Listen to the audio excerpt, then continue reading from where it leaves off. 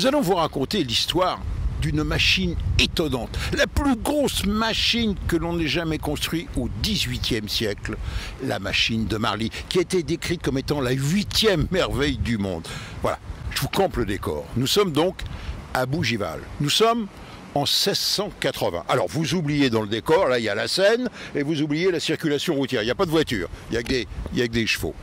Et donc Louis XIV s'est installé à Versailles, et c'est bien sûr synonyme de réception, de fête, de feux d'artifice, et il adore ça, les cascades, les fontaines.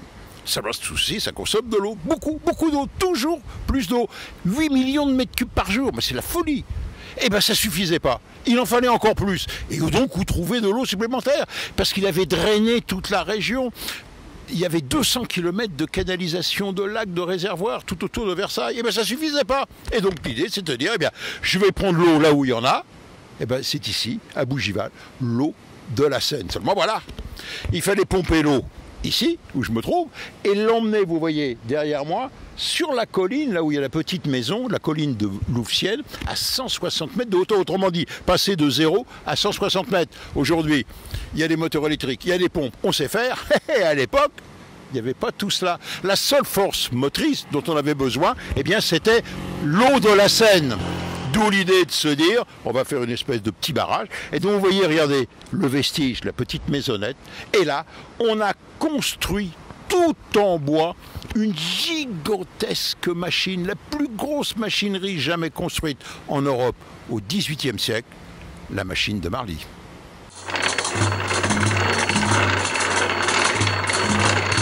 Le problème était donc le suivant. Comment puiser l'eau dans un des bras de la Seine pour lui faire gravir une colline de 160 mètres de haut, de façon, après, par gravité, à alimenter le réseau hydrologique qui dessert le château de Versailles. Et donc il fallait, vous l'avez bien compris, c'est un problème hydraulique, un problème de pression, faire monter de l'eau de 160 mètres. Et à l'époque, le système de pompe aspirante et refoulante que l'on maîtrisait, notamment dans les puits de mine, ne donnait pas une pression suffisante. Souvenez-vous toujours, la pression de l'eau, eh bien, tous les 10 mètres, c'est 1 kg. Et donc là, il aurait fallu une pression au minimum de 16 kg. Et donc, c'était impossible de le faire. D'où l'idée géniale de procéder par étapes. C'est-à-dire, je puise de l'eau, je la fais monter dans un réservoir intermédiaire, je suis à la pression atmosphérique, et là, je repars pour refouler dans un autre réservoir, toujours à la pression atmosphérique, et puis après, je vais desservir, etc. Et donc, le schéma, le voici sur cette maquette là, que je vous invite à visiter au musée du domaine royal de Marly. C'est tout de même, c'était étonnant. Voilà. Point de départ, donc la machine de Marly sur un petit bras de la Seine. Et vous voyez, on va, avec un jeu de pompe aspirante refoulante, on va refouler l'eau jusque, vous voyez, ici, dans ce bâtiment, se trouve un puisard. Donc là, on est monté de 50 mètres. Donc pression 5 kg. Et là, je me retrouve au niveau de la pression atmosphérique. Vous voyez, je repars à 0. Je refoule par le jeu de canalisation, on va voir ça, jusqu'au deuxième puisard dans ce petit bâtiment, où là, à nouveau, je suis à la pression atmosphérique. Donc, je repars avec mes pompes, à nouveau pour une pression quasiment de 5 kg, pour refouler l'eau, suivez-moi bien, vous voyez, ici, dans cette espèce de château d'eau, qui alimente un aqueduc. On posera d'ailleurs la question, pourquoi un aqueduc? De même, belle œuvre d'art hein, des Romains, pour alimenter les bassins, puis après, par un jeu de canalisation, alimenter d'autres bassins jusqu'au château de Versailles. C'était donc le schéma. Et vous voyez, il fallait donc, pour alimenter ces relais de pompe, ce sont des relais successifs, eh bien, il fallait transmettre de l'énergie. Et à l'époque, il n'y avait pas l'électricité, c'était compliqué. Vous l'avez donc compris, tout le problème, c'est un problème d'énergie à cette époque. Comment alimenter des pompes tout le long de la colline, étape après étape? La seule source d'énergie dont on disposait, ben oui, c'était l'hydraulique. Les fameuses roues à roubles, les moulins à eau. Pas de machine à vapeur, ça viendra, et pas d'électricité. Et là, regardez l'intelligence, j'oserais dire, de cette machine de Marly, qui est, allez, ça a été, on a dit, c'était la 8e merveille du monde. Et il y a de quoi. Ça fait Ça laisse rêveur. Donc, source d'énergie, je la mets en route sur la maquette, voilà. Source d'énergie, magnifique maquette, vous voyez, j'adore ça. Source d'énergie, donc le courant de la Seine, un bras de la Seine. Donc elle aurait fait un barrage, c'est tout à fait classique, et ça alimente ce qu'on appelle des roues à aubes. Mais attention, c'est pas des petites roues à aubes, ça fait tout de même 12 mètres de diamètre, et il y en a 14. Ça, c'est la source d'énergie. Donc elles alimentent au point de départ, au niveau de la Seine, un premier jeu de pompes aspirantes refoulantes pour envoyer l'eau 50 mètres plus haut dans un puisard. Seulement voilà, dans le puisard, il y a des pompes. Comment transmettre l'énergie du niveau de la Seine jusqu'à 50 mètres de hauteur? Eh bien, c'est là toute l'imagination des concepteurs de machines de Marly, où on a été chercher ceux qui savaient faire.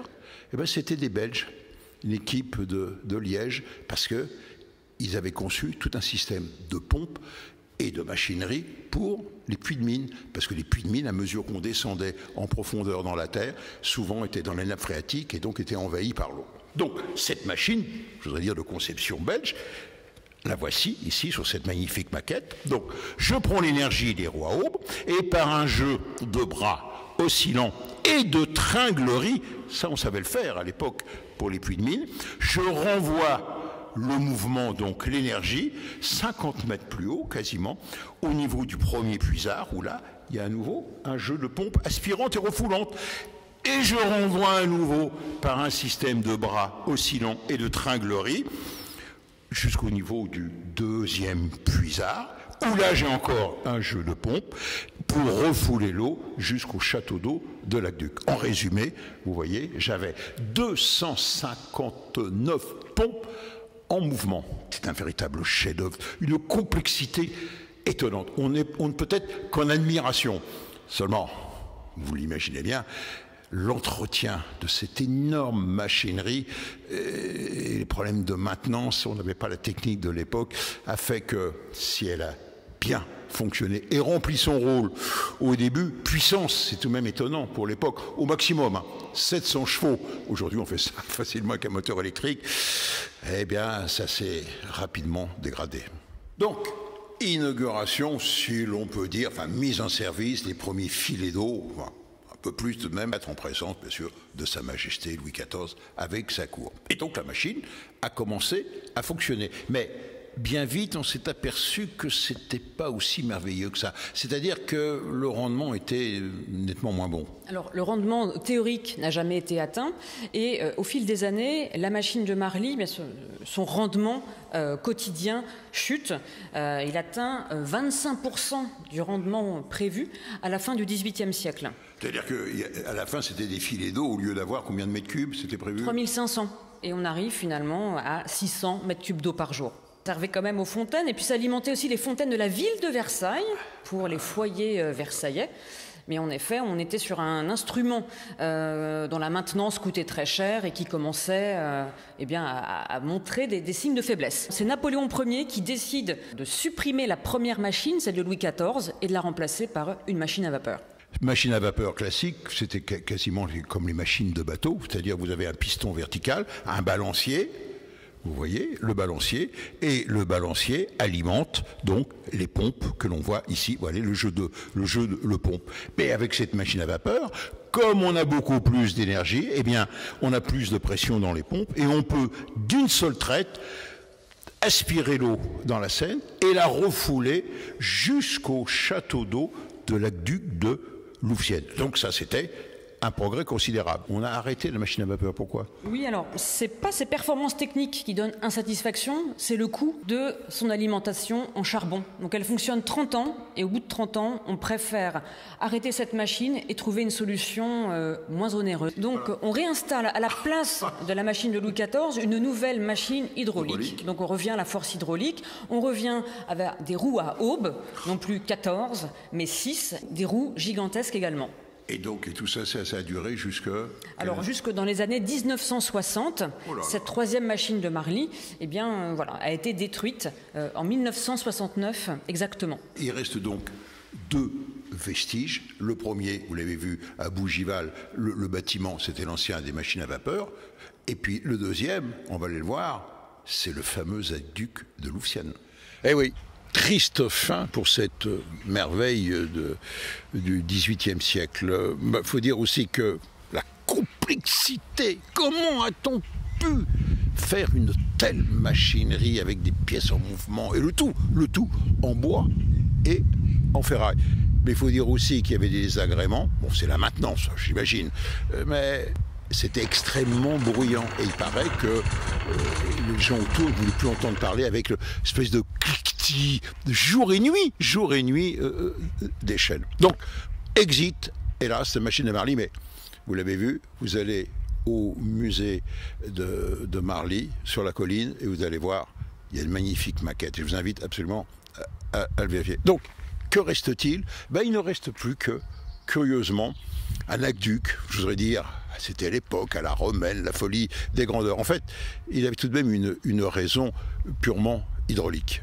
La déclivité de l'aqueduc, c'est-à-dire que le canal supérieur est légèrement incliné, l'eau circule par gravitation, et le fait qu'on ait une tour de 24 mètres, le point culminant du réseau hydraulique, et une tour de 16 mètres à l'autre extrémité, donc ça va permettre dans la tour de l'extrémité d'avoir un réservoir qui va mettre en charge une colonne d'eau qui va permettre à celle-ci de regagner les réservoirs de Marly. Une fonction hydraulique en plus de somptuaire. Combien de mètres de long? 640 mètres de long et 36 arches. On est autour d'une vingtaine de mètres de hauteur.